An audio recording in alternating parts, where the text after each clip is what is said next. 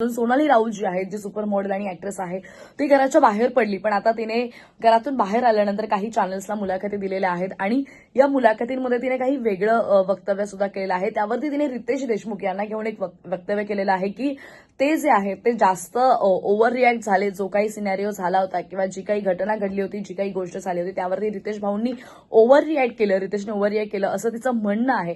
तर झालं असं होतं की सोनाली जी आहे ती ज्या दिवशी एलिमिनेट झाली त्या दिवशी त्या अगोदर तिने एक टास्क खेळायला नकार दिला होता आणि ज्या वेळेला भाऊंचा धक्का होता त्यावेळेला रितेश देशमुख हे प्रचंड तिच्यावरती रागावले होते. रितेश देशमुख हे तिला म्हणाले होते की तुला जर खेळ खेळायचा नसेल आता तर तुला फक्त एलिमिनेट केलंयस, तुला एक दिवस सरळ घराच्या बाहेर काढेन, असं त्यांचं हे वक्तव्य होतं. आणि त्यामुळे सोनालीचं असं म्हणणं आहे की या गोष्टीमुळे मला सुद्धा खूप हर्ट झालं, मला वाईट वाटलं. सोनाली राऊत पुढे असंही म्हणते की बिग बॉस सीझन 6 हा जो आहे तो रितेश देशमुख हे दुसऱ्या वेळेला होस्ट करत आहे. त्यांचा हा दुसरा सीझन आहे. ते खूप छान पद्धतीने होस्ट करतायत, पण आतमध्ये ज्या गोष्टी होतात त्या त्यांनाही माहीत नसतात.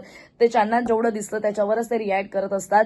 आणि त्यामुळे ते जेव्हा पुढे मी त्यांना सगळं काही सांगेन की आतमध्ये नेमकं काय होतंय, कसं होतंय, अर्थात ते जे रिॲक्ट झाले त्यामुळे मी सुद्धा हर्ट झालेली आहे, असं सोनालीने वक्तव्य केलेलं आहे.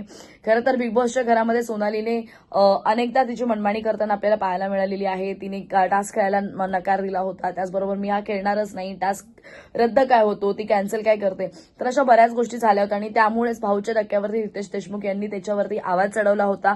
आणि अर्थात तिचं मात्र असं म्हणणं आहे की रितेश देशमुख जे आहेत ते मात्र ओव्हर रिॲक्ट झालेले आहेत. आता तुम्हाला काय वाटतं, रितेश देशमुख हे खरंच ओव्हर रिॲक्ट झाले की त्यांना जे सिच्युएशन वाटली त्या सिच्युएशनला तसं त्यांनी रिॲक्ट केलं? What do you think about it? जरूर नक्की कमेंट करा आणि अशाच अपडेट्ससाठी स्टे ट्यून अँड कनेक्टेड.